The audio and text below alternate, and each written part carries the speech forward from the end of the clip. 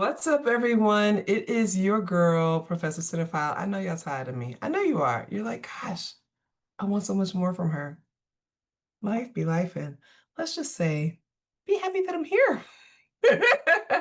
So it's still spooky season, and I wanted to get this one out for you all. I've been thinking about this for a long time, and I decided to review one of my favorite films of all time, my favorite horror films of all time, one of my favorite blaxploitation films of all time, and that is Blacula.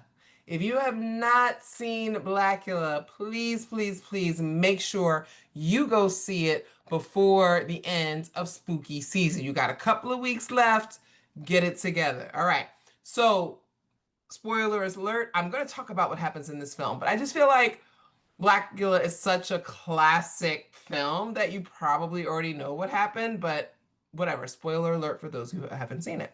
All right, so what is Blacula? So we have to think about, okay, I usually try to explain to people what blaxploitation is. I'll give you a quick summary. You can actually check some of my other reviews that I've done on blaxploitation films to understand what blaxploitation is. The exploitation era is basically an exploitation film is when they realize that a particular film is doing really well and they make like duplicates of it. So they just keep making it because people are going to see it and they love it. Some films don't want to get categorized as exploitation, but they really are. Quiet is kept. When you get to Fast and Furious 8 and 9, like where are we going with this? How many Transformer films are you going to make, right? But exploitation is when they make these films because a theme is popping and they want to get on the trend. It's very much like TikTok. When people want to hop on a trend, that's what exploitation is. And so blaxploitation is similar. And it's basically black films that hop on this particular trend. And so the reason why I want to talk about Blacula is because Blacula really kicks it off for the blaxploitation horror genre. So one of the wonderful things about blaxploitation is that it does have different genres. And if you've watched them, there's almost 70 blaxploitation films that we can point out. You can categorize them in different ways. And one of them is horror. Blacula, Abby, Ganja and Hess. There's so many of them, right? Um, one of my favorites, Sugar Hill. Gosh, you guys got to watch Sugar Hill.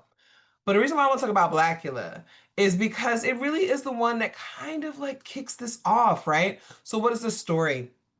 All right, so we have a prince from the 1700s, right? And he gets turned into a vampire by Viscount Dracula. So we all know the Dracula story, right? Bram Stoker's Dracula. You've seen a lot of that. Transylvania, all this stuff, blah, blah, blah, blah, blah. This African prince named Mamuwalde goes to Dracula and asks him for help to suppress the slave trade. So I want to just pause right there because I think that like so many people have a really messed up view of blaxploitation without recognizing that blaxploitation confronts a lot of these racist themes and these racist ideas from our history. So here Blacula is, right before he becomes Blacula. It's an African prince, Mamuwalde, and he goes to Count Dracula and it's just like, I want your help because these crackers are enslaving my people. Oh, I'm not supposed to say that. These white people, these Europeans are suppressing my people by way of this slave trade, and I need your help. And in Blacula, Count Dracula was like, nah, I don't like you like that. And so he's like, I'm gonna turn you into a vampire. And that's how Blacula is created. But it's interesting that he names him Blacula. So like Count Dracula names him Blacula.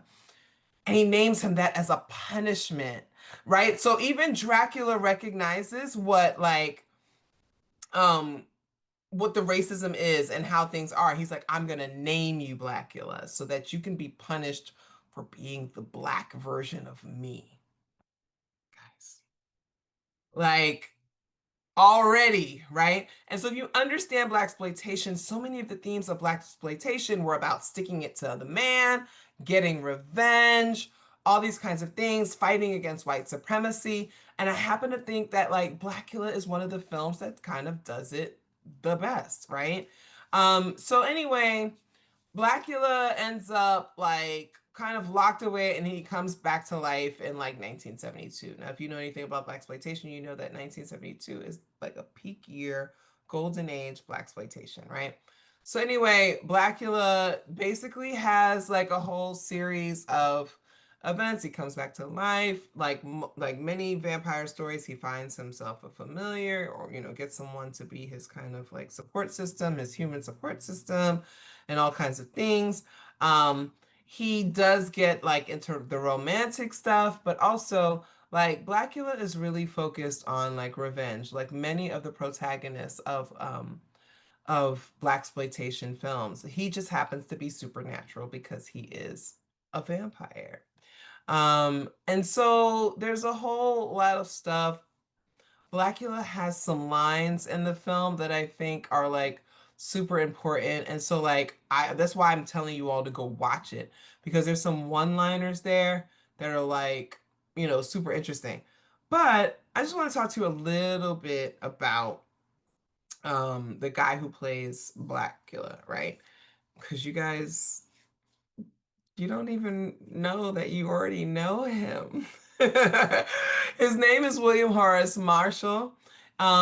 He was born in Gary, Indiana. We know that Gary has produced some of our favorite Black cultural icons, including Michael Jackson and the Jackson Five and Janet Jackson and things like this. This man was an actor for over 50 years, okay? He was an actor, he was a director, he was an opera singer, and like we know him primarily as Blacula, but he was also on Pee-wee's Playhouse, guys. Okay? He played the king of cartoons on Pee-wee's Playhouse, guys. He was in Star Trek. He was in Bonanza. And one of the things that stood out about him as an actor was that he was 6'5", and we all know that actors tend to be sub 5'9", so they could fit into the frame, right? But he also like he went to school and went to NYU, and that's super important. And I just want to point out that like a lot of Black actors at this time were classically trained. We're talking NYU, Juilliard, all these different important places, but were often discriminated against when it came to getting kind of mainstream roles. And so the 1970s really offered an opportunity for these actors to get some shine, and it was through the blaxploitation. And I just want to remind everybody, every time I talk about blaxploitation films, I just need to remind you that blaxploitation saved Hollywood. And I'm going to actually link you to a workshop that I did that explains this. But Hollywood was struggling as they were changing their rules and censorship and all these kinds of things. Hollywood was struggling a lot. McCarthyism, all of that stuff. Blaxploitation comes and creates these films that make so much money that they're able to fund some of the other films that you all know and love. Godfather, Scarface. Okay. So these are things to think about. So, Marshall is a part of that. He's a part of that. But we're talking someone who is, again, a classically trained actor. Okay. He started in the 1950s or whatever. And it's interesting to me that we know him as Blacula, and people will be dismissive of that. But I'm sorry, y'all. Blacula is important to American horror. And you cannot have conversations about classic horror films and horror like The Boogeyman without talking about Blacula. And if people do that, you kind of want to side eye them a bit. Now, I love Freddy Krueger. I love Jason Voorhees. I love Michael Myers. I love, Pinhead, all of these things. But Blacula is also important. So that's why I'm encouraging you all to like go ahead and, whatever. But, he goes on, he becomes a professor, he teaches acting to all these kinds of people. But the film also stars Vanetta McGee, Denise Nicholas, these people that like, again, become classic Black stars. And so while Hollywood does this whole like Hollywood glam and starlet thing of the 1920s and 30s and 40s and all this stuff like that, Black royalty emerges in the blaxploitation era. Okay, so you're going to see many people that we now know and love and different things that we see. They really catapulted in their careers through the blaxploitation era. So, some of the issues with Blacula, I mean, again, it kind of relies on the standard blaxploitation tropes. We got to stick it to the man, not necessarily affirming of women and empowering of women. Some blaxploitation films are, but even when they try to center women and make it about empowerment, they still kind of lean into the patriarchal nonsense. Um, Blacula got mixed reviews at the times. I mean, now it's kind of a cult classic, but like with a lot of films at the time didn't get a whole lot of love, but then also got a lot of love, right? But now it's like all these years later, we're talking 50 some odd years later, we love Blacula. We watch Blacula. It is entertaining, it is fun, it is all those things. Some people really loved it, and kind of compared it to the work that Bela Lugosi was doing in terms of the Dracula, and they were like, "This is a good follow-up." People said it was, it was scary, and I mean, we want our horror to be scary. I think a lot of people kind of moved. hmm, kind of leaned back from really interrogating the cultural messages. That's just my whole thing. It got panned by some folks, and I think that that's because they did not get the cultural commentary of it. I mean, come on. An African prince is going and seeking the help of the supernatural being to help him suppress the slave trade. That's important to Black literature, to Black oral history, that kind of thing, because what it does is it suggests that our people did not just accept this lying down. And we saw what was happening and we sought help. And that's something that I always really loved about Blacula.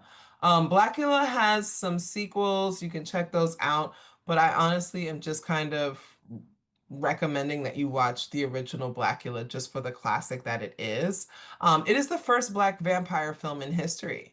Like, you can't ignore that. You can't erase that, right? And we needed Black spirituality or supernatural spirituality to kind of get into the conversations because our understanding of the supernatural, just everybody's, originates in Africa. Everything originates in Africa, right? But our African cosmology is where we can have these kinds of beings. Like I just want people to think that like, Black people are innovators even when it comes to horror. There are Black, scholars who study this. I want you to look at Deanna Monique Daniels, PhD at the University of Arizona. She does a lot of work around horror. She's actually one of the co-editors of The Sinner's Reader, which have an article, I have a chapter coming up that I actually need to finish writing. Okay.